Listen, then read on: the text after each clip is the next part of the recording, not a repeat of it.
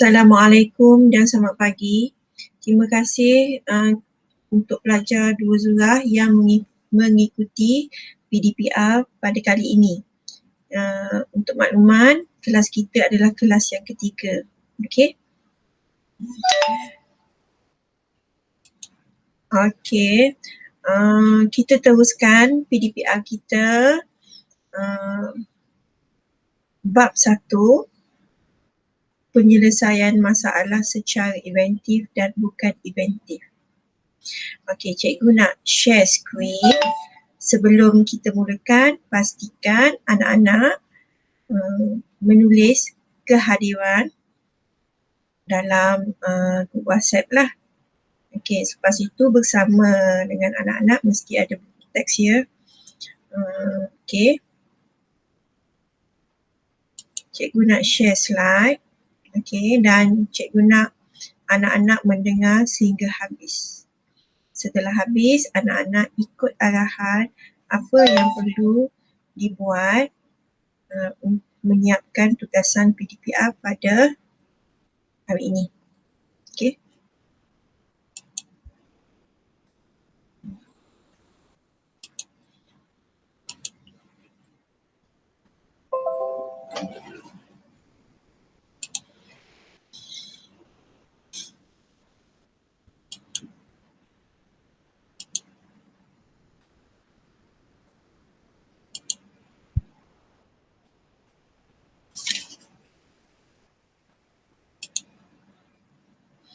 Okey, bab 1 kita ulang secara roughly. Okey, ulang apa yang kita dah belajar minggu lepas, penyelesaian masalah secara inventif.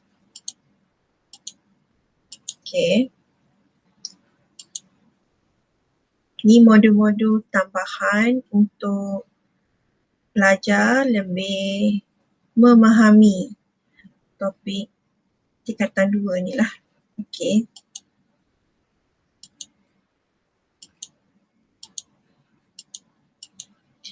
Okey. Bab 1 tu adalah penyelesaian masalah secara inventif. Okey. Dan masalah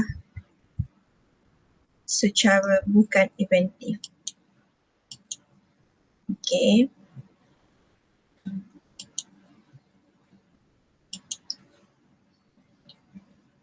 Ini bab 2.1 pembuatan, 2.2 penambahan sistem mekanikal. Okey, penyelesaian masalah secara inventif. Okey. Dalam pembelajaran ini anak-anak mesti menganalisis masalah.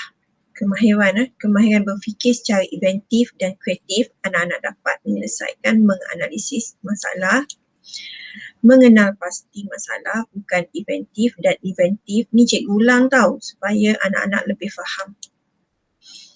Okey, A, masalah bukan inventif. Macam mana masalah itu kita namakan ia seperti masalah bukan inventif. Okey. Contoh, mengenal pasti masalah kuasa bateri habis. Alatan tidak berfungsi dengan baik. Okey, sebab bateri dah habis kan. Masalah dikenal pasti kerja tidak dapat dijalankan. Kerana apa? Kerana tiada bateri. Okey. Okey, untuk menyelesaikan masalah kita mesti mengecas semula. Itu adalah contoh masalah bukan inventif. Sebab habis bateri, kita pun charge, akhirnya dapat beroperasi semula. Okey, faham? Okey. Sekiranya ia tidak dapat digunakan semula, ia tidak mempunyai kesan sampingan. Maksudnya, masalah bukan inventif, ia tidak mempunyai kesan sampingan. Okey, anak-anak kena faham tu. Okey. Jadi apa maksud masalah bukan inventif? Masalah yang dapat dikesan tanpa mempunyai kesan sampingan. Maksudnya sesuatu masalah pada produk yang ada itu kita dapat selesaikan. Setelah selesai, boleh beroperasi secara sempurna semula dan tiada apa-apa lagi masalah yang berlaku selepas itu. Itu maksudnya masalah bukan preventif. Okey. Contoh kita tengok tayar pancit. Okey, mula-mula kita mesti melalui proses mengenal pasti masalah. Masalah apa sekarang dalam gambar ni? Masalah tayar pancit. Okey, setelah itu kita pun mesti menyenaraikan pilihan untuk menyelesaikan masalah ini. Lepas tu kita mesti membuat pilihan, melaksanakan pilihan. Okey, menilai penyelesaian tersebut adakah ia berjaya atau tidak. Okey. Dan seterusnya, setelah kita menyenaraikan, kita tahu tayar pancit ini disebabkan oleh paku yang melekat pada tayar tersebut menyebabkan ia pancit. Okey. Meski kita tahu menyenaraikan pilihan, menyelesaikan masalah, okey, kita selesaikan. Okey. Yang ini adalah latihan subtopik. Okey, pengenal pastian masalah. Okey, tak apalah, ini latihan ni kita tengok kemudian. Okey, seterusnya kita pergi 1.12 menerangkan proses penyelesaian masalah inventif. Okey. Tadi masalah bukan inventif kan? Okey, sekarang adalah masalah inventif. Okey, apa maksud masalah inventif ni? Okey, masalah yang mempunyai kesan sampingan apabila usaha penambahbaikan akan berlaku dari masa ke semasa. Maksud di sini, setelah kita membuat penambahbaikan, menyelesaikan masalah, dalam masa yang sama ada kesan sampingan. Okey, itu maksudnya. Contoh yang kita tengok gambar ini, bekas ayam. Okey, cikgu ambil contoh yang sangat mudah lah. Bekas makanan ayam. Okey, apa situasi yang pertama ni? Menggunakan bekas makanan ayam yang dijual di kedai. Bekas itu kecil, anak ayam kecil. Tiada masalah. Permulaan tiada masalah, betul? Kita beli juga kedai. Setelah beberapa nimbala ayam, apa situasi kedua ni? Bekas kecil, ayam semakin besar. Masalahnya apa yang berlaku? Ruang menjadi sempit. Ayam berebut nak makan, betul tak? Sebab ayam dah makin membesar. Jadi ada timbul masalah lain tak? Okey, mesti ada. Okey, jadi itu adalah masalah sampingan. Okey, yang akan dihadapi setelah kita membuat penambahbaikan. Kita beli bekas ayam. Okey, penyelesaian bukan inventif yang pertama. Okey, yang pertama tadi anak ayam yang kecil tu kan. Jadi kita tukar bekas makanan yang lebih besar.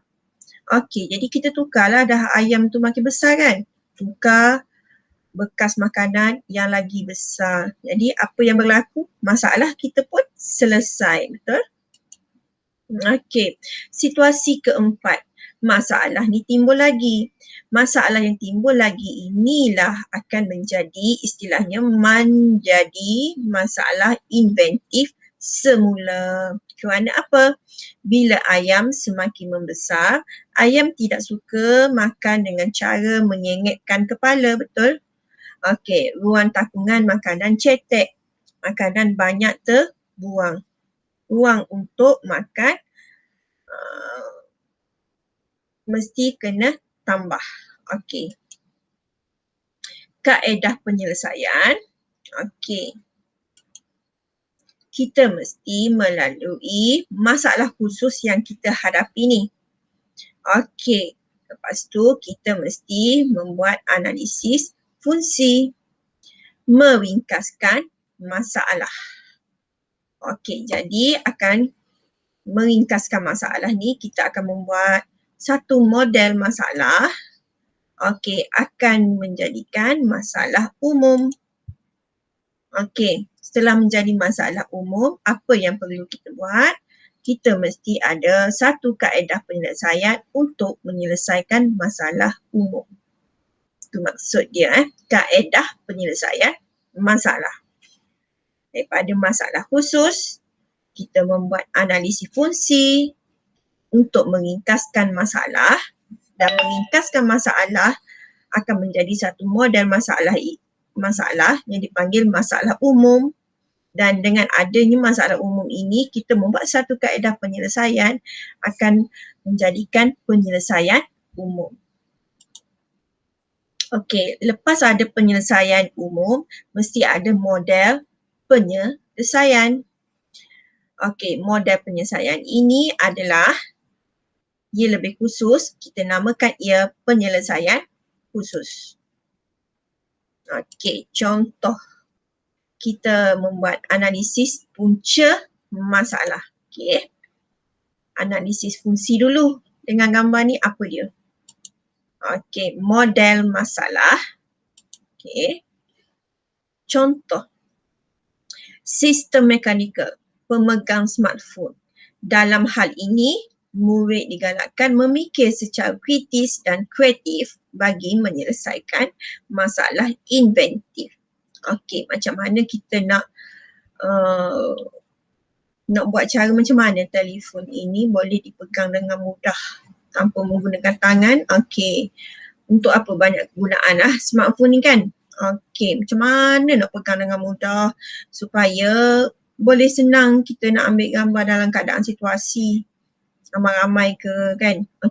Jadi yang pertama, kita mesti menganalisiskan pada bahagian pemegang smartphone.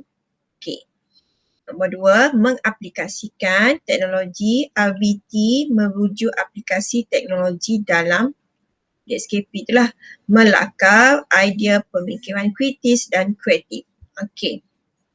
Menghasilkan cipta produk yang sesuai untuk lakaran idea.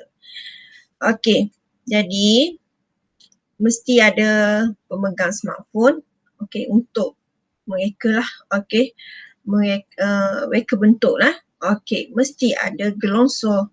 Pemikiran ini perlu berlaku supaya murid sentiasa menggunakan kaedah kebat dalam PDP PAK-1. Masalah dua apa dia? Pelaras smartphone tidak dapat dilaras mengikut kehendak pengguna bagi tujuan rakaman video. Jadi kita nak buat macam mana untuk nak ubah benda ni. Jadi kita perlu masalah satu, analisis punca masalah. Analisis fungsi, melalui analisis fungsi, kita pun akan menyelesaikan melalui model masalah. Dan kita ada satu kaedah penyelesaian. Masalah tiga, komponen tersebut. Kita tengok pautan dia, tetapi pemegang smartphone tidak boleh dilakukan. Itu masalah timbul lagi. Komponen mekanikal atau pautan tetapi pemegang smartphone tidak boleh dilakukan. Itu masalah yang ketiga. Masalah kedua tadi, pelaras smartphone tidak dapat dilaras mengikut kehendak pengguna bagi tujuan rakaman video. Lepas melalui kaedah penyelesaian, kita mesti membuat soalan penentuan kaedah pemisahan. Adakah percanggahan berlaku? Sekiranya ya, mesti melalui pemisahan ruang. Anak-anak boleh rujuk buku teks juga. Bahagian mencadangkan pemilihan prinsip inventif, muka surat 16 ya.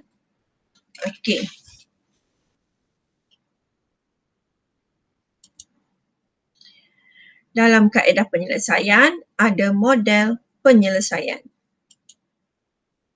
Jadi dalam kaedah pemisahan ruang kita mempunyai prinsip inventif. boleh rujuk muka surat 16 untuk buku teks. Okey. Pemisahan ruang rujuk buku 16. Okey, satu adalah pengekstrakan. Okey. Sambil tu anak-anak boleh buka buku teks. Buku teks dah ada kan, dah dapat kan. Okey, pengekstrakan iaitu mengeluarkan bahagian yang mendatangkan gangguan daripada objek. Okey, yang kedua pemisahan ruang adalah setempat, kualiti setempat, di mana ia menjadikan setiap bahagian objek memenuhi fungsi berbeza yang berguna. Okey. Seterusnya, cadangan prinsip inventif adalah perantara. Contohnya, pengadaan bahagian baru antara dua objek. Okey, ni kita skip dulu ni latihan dalam buku ni. Okey, latihan ni cikgu akan bagi kamu kemudian lah. Okey, teruskan.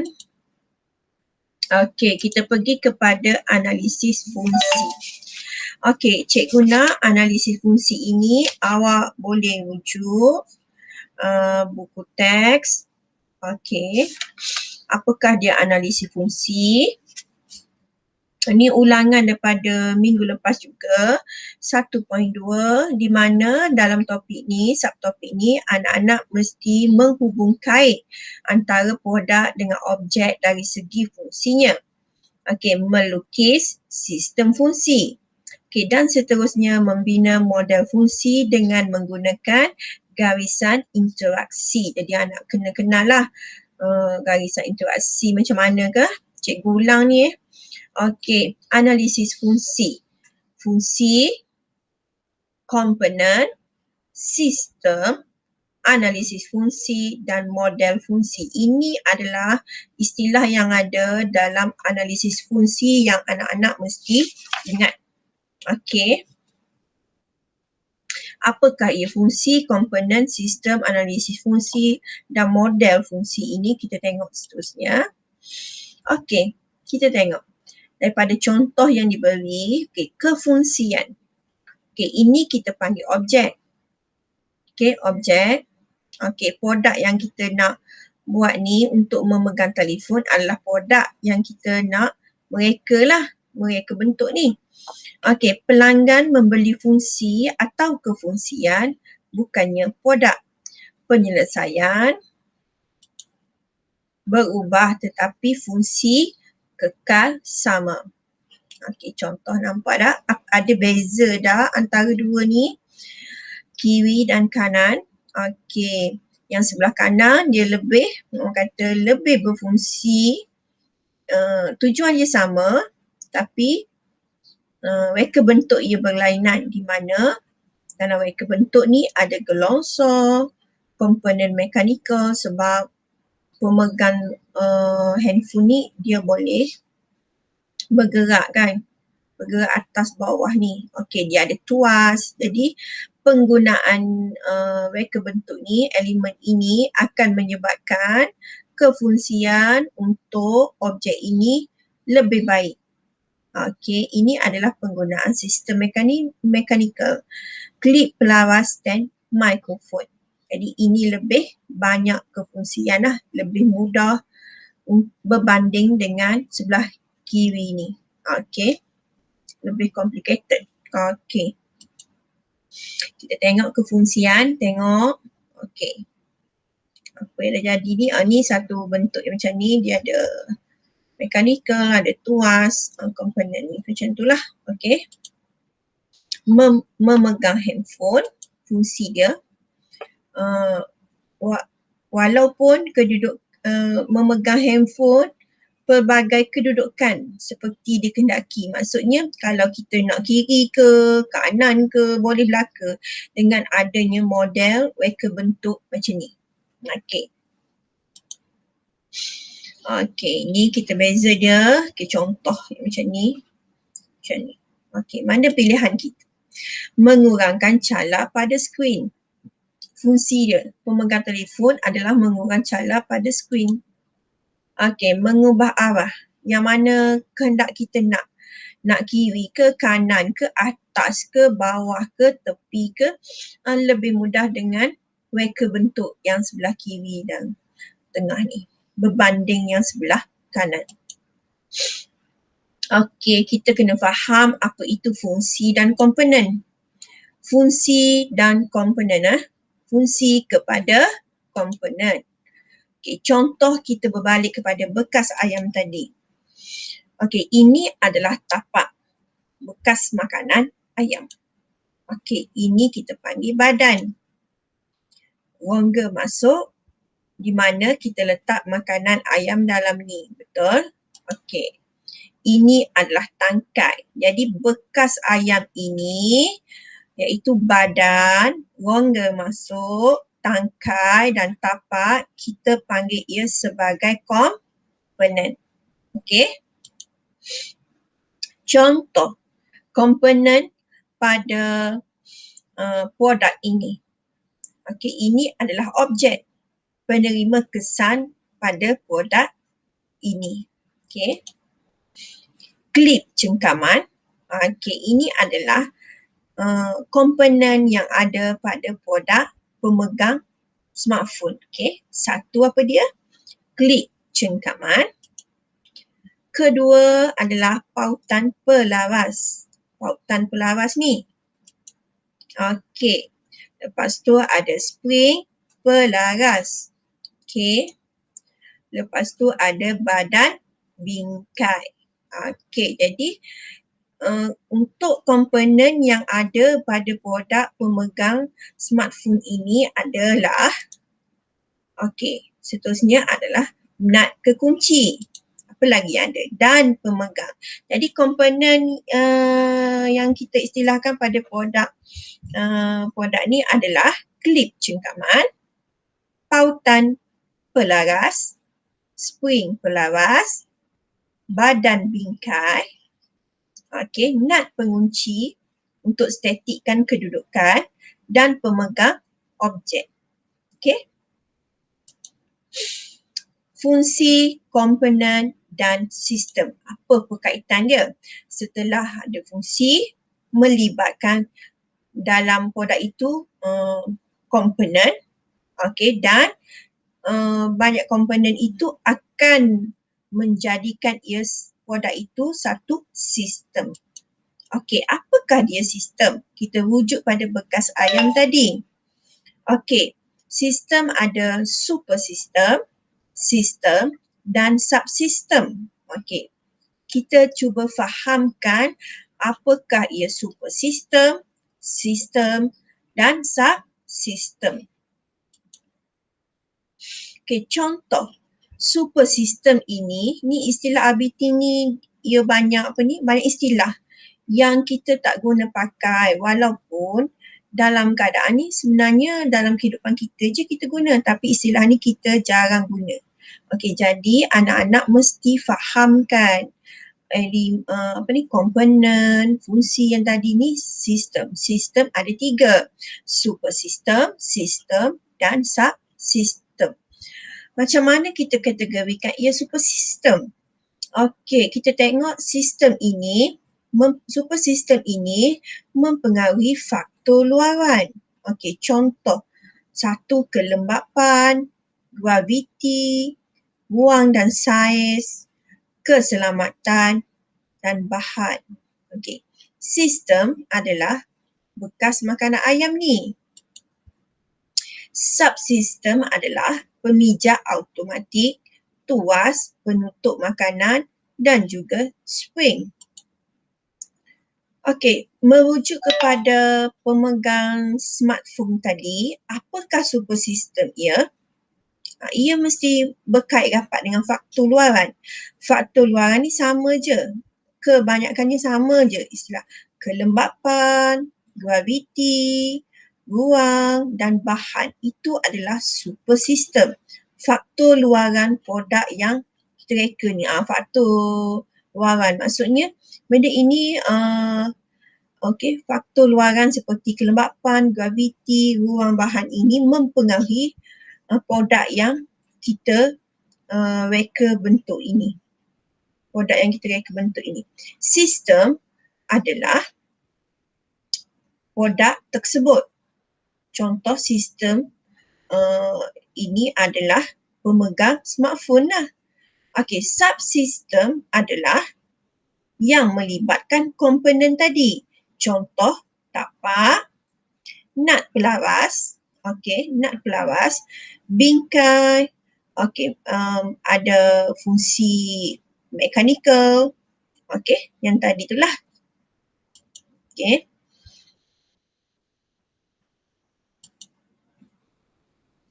Ini adalah contoh masalah bukan inventif. Proses 1, proses 2, proses ketiga buang nut. Nanti nut baru masalah tidak mempunyai sampingan kan. Jadi itu adalah masalah bukan inventif. Ini takrif masalah yang tidak mempunyai kesan sampingan kan. Masalah bukan inventif. Ini gerudi wireless. Charge berkurang. Kerja tidak dapat dijalankan. Hanya dengan mengecas semula, kerja dapat dilakukan semula. Masalah inventif tadi, cikgu bagi contoh, ayam duduk dalam satu bekas. Apa masalahnya?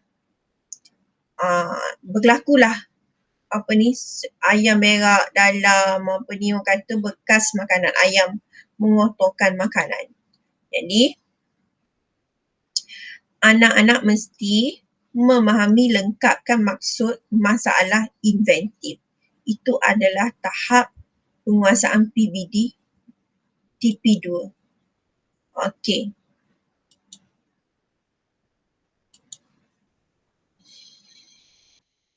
Ni masalah inventif lagi, reka bentuk sistem fotograsi secara manual.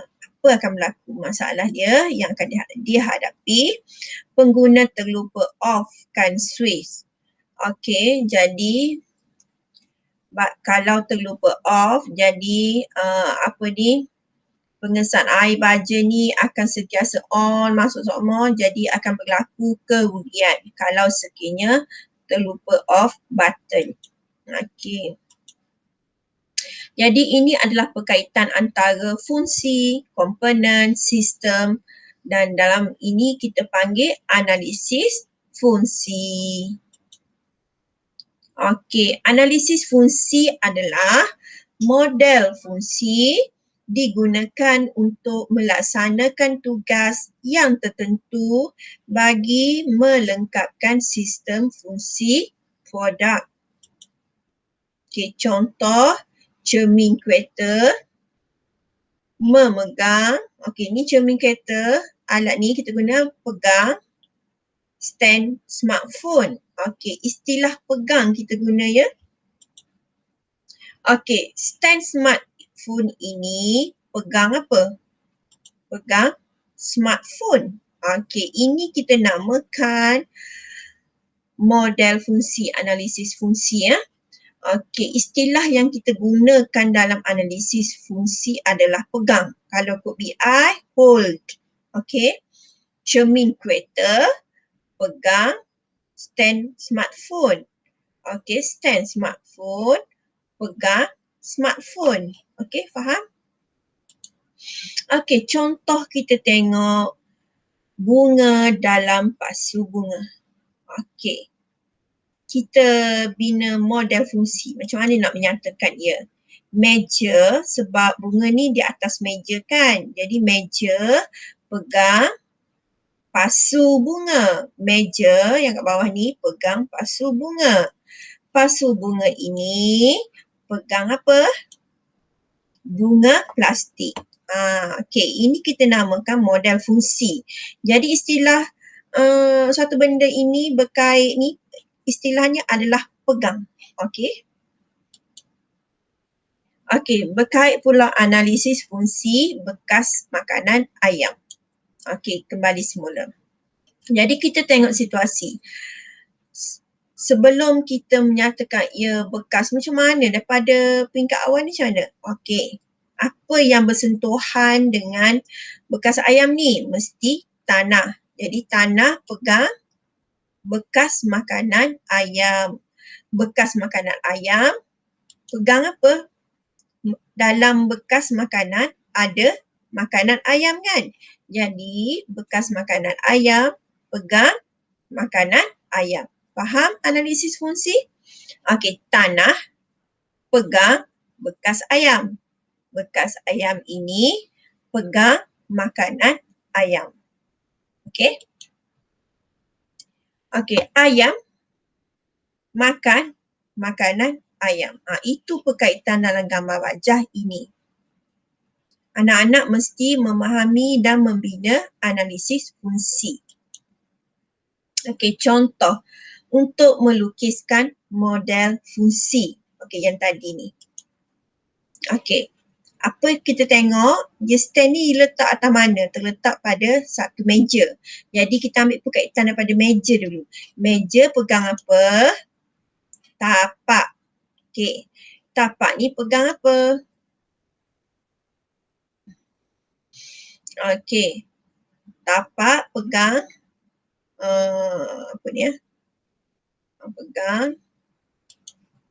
Okey, tapak pegang tapak ia melibatkan tuas kan? Okey.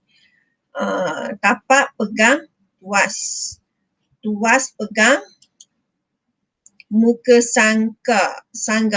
Muka sangga ni. Okey. Jadi tapak juga okey pegang tapak juga pegang ni okey. Nampak? Okey, smartphone. Okey, muka sangga ini menyentuh telefon ni, jadi muka sangga ini dipegang oleh smartphone. Okey, membina model fungsi dengan menggunakan garisan interaksi. Okey, garisan interaksi anak-anak boleh wujud buku teks muka surat 11. Okey, di mana dalam garisan interaksi anak-anak mesti faham garisan berguna. Okey, kena ingatlah ni. Garisan berguna, ia tebal, ia tak tebal, ia normal. Okey, normal, garisan normal, tak putus-putus. Kita panggil berguna. Okey, garisan yang kedua, putus-putus. Okey, berguna, insufficient. Maksudnya kalau insufficient ni adalah tidak mencukupi. Okey, berguna dan eksesif. Okey, bermaksud garisan ni lebih tebal dengan garisan berguna. Jadi garisan ini kita namakan eksesif, iaitu berguna tetapi berlebihan.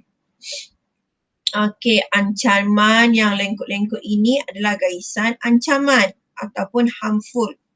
Harmful adalah bahayalah. Okey, ini perkaitan antara subjek kepada objek.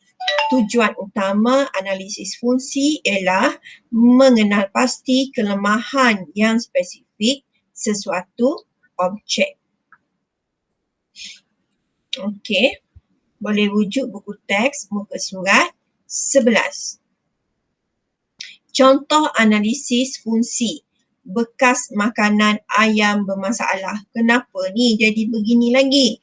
Okey, jadi kita tengok tanah pegang bekas makanan ayam. Bekas makanan ayam mestilah pegang makanan ayam. Okey. Apa faktor luaran dia? Okey. Berlaku ancaman. Kejap. Okey. Apa yang berlaku ni, bekas makanan ayam ni dah tidak boleh tampung lagi, rosak. Okey, berlaku faktor luaran. Ini adalah garisan harmful, bahaya. Okey, ini tanah garisan berguna. Okey. Sehingga tahap berlaku rosak. Okey. Terlalu banyak ni, jadi ada faktor luaran ni. Okey, ini analisis fungsi bekas makanan ayam sudah ada masalah. Okey, kita kembali kepada smartphone tadi. Membina model fungsi dengan menggunakan garisan interaksi. Contoh, meja, pegang, tapak. Okey, tapak, pegang apa? Tuas. Tuas, pegang apa? Muka sangga. Okey, tapak juga. Okey, pegang apa? Pegang tapak juga. Pegang wayar ni kan? Okey. Lepas tu ia juga garisan putu-putu. Ia juga menampung muka sangga ini. Jadi muka sangga ini akan pegang smartphone. Okey. Faktor keselamatan. Okey. Masalah yang berlaku adalah bingkai pemegang smartphone sukar mengikut kehendak pengguna semasa melaraskan kedudukan smartphone. Okey, ini masalah yang dihadapi ni. Okey. Tugasan, gunakan analisis fungsi dalam produk sistem ini. Macam mana kita nak melakahkan satu analisis fungsi. Pertama, kita ambil daripada meja. Okey. Langkah 1, analisis komponen. 1, kenal pasti komponen. Okey. Yang kedua, kaedah penyelesaian bahan dan komponen serta melestarikan produk.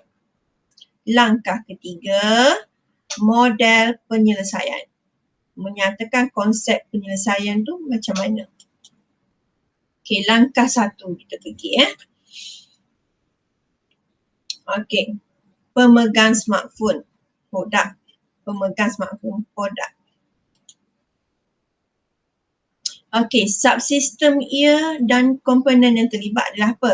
Tapak, okey, bingkai, ada mekanikal sebab ada pergerakan, pemegang telefon dan pemegang. Itu ada subsistem. Supersistem apa dia? Faktor luaran. Okey, tapak. Analisis interaksi. Tapak pegang bingkai. Betul? Okey. Dan pemegang smartphone itu ia boleh bergerak kan? Jadi adanya mechanical di situ. Gerakan. Okey, bingkai ini pegang pemegang. Betul? Dan pemegang ini pegang smartphone. Bingkai ini juga akan dipengaruhi oleh faktor luar iaitu graviti. Faham? Okey. Contoh kajian kes analisis fungsi yang kedua. Kita pergi pada bekas ayam tu semula. Masalah. Ayam duduk dalam bekas. Itu masalah dia. Okey, berlaku ayam tu terberak dalam bekas makanan, mengotorkan makanan, ruang makan jadi berkurang. Langkah 1, kita mesti membuat analisis komponen. Kenal pasti komponen. Langkah 2, analisis interaksi. Lukiskan komponen beserta interaksi. Langkah 3 adalah model fungsi. Menyatakan jenis fungsi. Analisis fungsi. Fungsi, komponen, sistem, analisis fungsi dan akan menjadi model fungsi. Ini adalah analisis fungsi. Mengenal pasti dan menganalisis percanggahan fizikal. Ini adalah 1.3.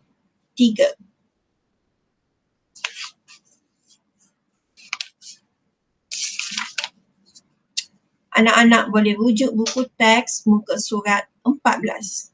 Okey, bermula muka surat 14. Percanggahan fizikal. Okey, dalam topik ini anak-anak mesti mengenal pasti dan menganalisis percanggahan fizikal. Yang kedua, anak-anak mesti mencadangkan pemilihan prinsip inventif. Okey, seterusnya menjustifikasikan cadangan perubahan reka bentuk berdasarkan pemilihan prinsip inventif. Okey, dan seterusnya anak-anak boleh menghasilkan lakaran produk berfokuskan bahagian yang mempunyai masalah inventif. Okey, jadi dalam percanggahan fizikal ada dua pemisahan. Pemisahan ruang dan pemisahan masa. Okey.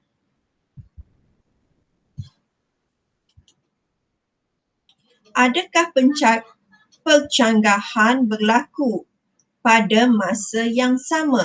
Okey. Kita tengok contoh.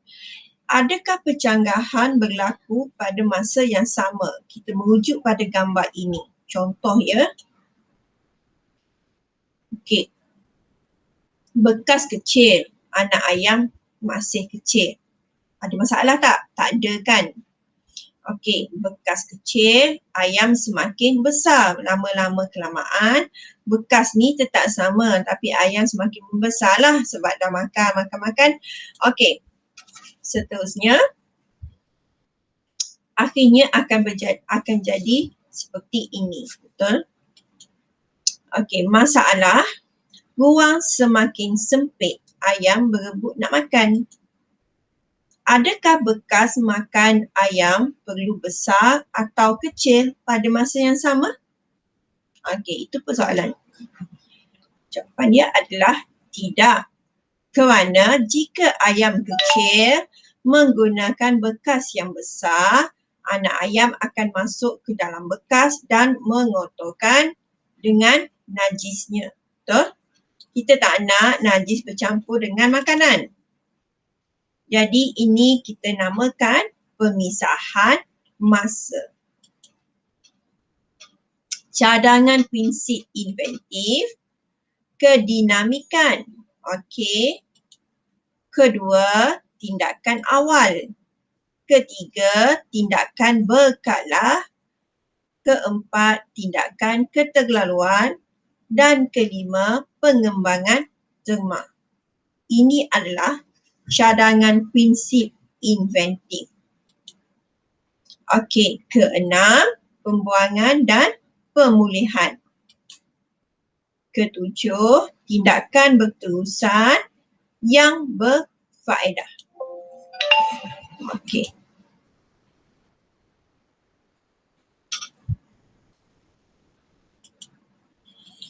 Okey, menjustifikasi cadangan perubahan reka bentuk. Apa dia? Contoh kita tengok gambar ini, pemegang smartphone digunakan semasa penggambaran. Semasa digunakan, stand perlu berubah mengikut kehendak untuk memudahkan pengguna. Selesai penggambaran, stand boleh dilipat sehingga kecil dan boleh dimuatkan dalam beg. Adakah stand smartphone perlu pergerakan pada masa yang sama? Ya, kerana dapat memudahkan mengikut kehendak semasa penggambaran. Betul tak? Okey, dah masih sama? Okey, ia boleh bergerak ni apa? Dalam masa yang sama. Okey. Jadi ini kita namakan ia contoh pemisahan ruang. Sebab ia bergerak pada masa yang sama. Macam contoh bekas ayam tadi, ia berlaku pada masa yang berbeza. Okey.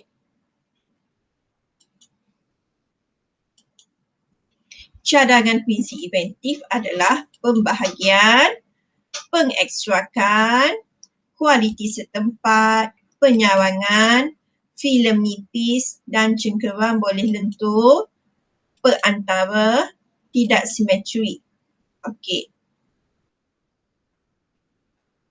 Ini adalah kualiti setempat. Okey, kita tengok dan menganalisis macam mana menghasilkan lakaran produk berfokuskan bahagian yang mempunyai masalah inventif. Coupling yang dihasilkan menggunakan reka bentuk pembuatan. Produk A, masalah bingkai tidak boleh dilaraskan. Okey. Menghasilkan lakaran produk berfokuskan bahagian yang mempunyai masalah inventif. Okey. Bekas ayam tadi, tengok rekaan dia. Okey, ini contoh yang Cikgu Laka. Okey. Ruang makanan dimasukkan. Okey. Sudah berubah daripada yang bulat tadi jadi macam ni. Setelah ayam itu membesar. Prinsip pengulangan dijadikan sebagai susunan reka bentuk. Prinsip pengulangan. Tempat ayam makan. Okey, jadi ayam ni tak boleh masuk dalam ni kaki dia, jadi tidak bercampur dengan najis. Okey, elemen garisan selain berulang dapat mewujudkan prinsip pergerakan yang menimbulkan daya tarikan kesan visual yang lebih realistik. Ni pandangan sisi. Ni adalah elemen garisan. Ni lakaran perspektif. Penyelesaian masalah, ayam tidak berebut untuk mendapat makanan. Betul tak? Ayam tidak masuk ke dalam bekas makanan. Okey, seterusnya ayam tidak mengotor makanan dan membuang najis dalam bekas makanan tersebut. Okey. Itu adalah contoh penyelesaian inventif. Okey. Faham tak anak-anak? Okey. Jadi setelah anak-anak mendengar apa yang cikgu bagi berkaitan dengan masalah inventif dan bukan inventif, anak-anak juga belajar analisis fungsi, betul? Okey, lepas tu pencanggahan fizikal. Okey. Cikgu nak anak-anak boleh refer buku teks muka surat 21 di mana cikgu nak anak-anak membuat pengukuhan minda. Okey, rumusan pada muka surat 20 anak-anak salin sebagai nota. Okey, buku nota log panjang. Okey, pengukuhan minda, cuba jawab ya, cari jawapan. Cikgu akan share jawapan dan nanti anak-anak akan tanda. Okey, jadi itu adalah tajuk bab 1. Okey, cikgu ada sedia satu kuisis yang sangat mudah untuk latihan pengukuhan bagi topik ini. Jadi cikgu nak anak-anak menjawab kuisis. Okey, jangan gopoh-gapah jawab kuisis sebab kuisis ini juga cikgu akan nilai markah berapa anak-anak dapat dan cikgu rekod. Okey, jadi latihan pengukuhan minda dan kuisis ini cikgu ambil sebagai rekod PBD anak-anak. Okey, cikgu harap anak-anak faham apa tugasan pada kali ini. Kelas yang ke-3. Okey, buat apa cikgu ulang? 1. Nota rumusan muka surat 20. Buku teks. Okey, yang kedua adalah latihan pengukuhan minda. Muka surat 21. Jawapan cikgu akan share nanti anak-anak buat dululah. Okey. Plus anak-anak menjawab kuisis. Soalan yang mudah dan cikgu share, tekan sahaja link. Okey, faham? Okey. Jadi setakat ini dahulu untuk PDPR online bagi mata pelajaran RBT bab 1. Okey, selamat belajar ya semua. Bye. Assalamualaikum.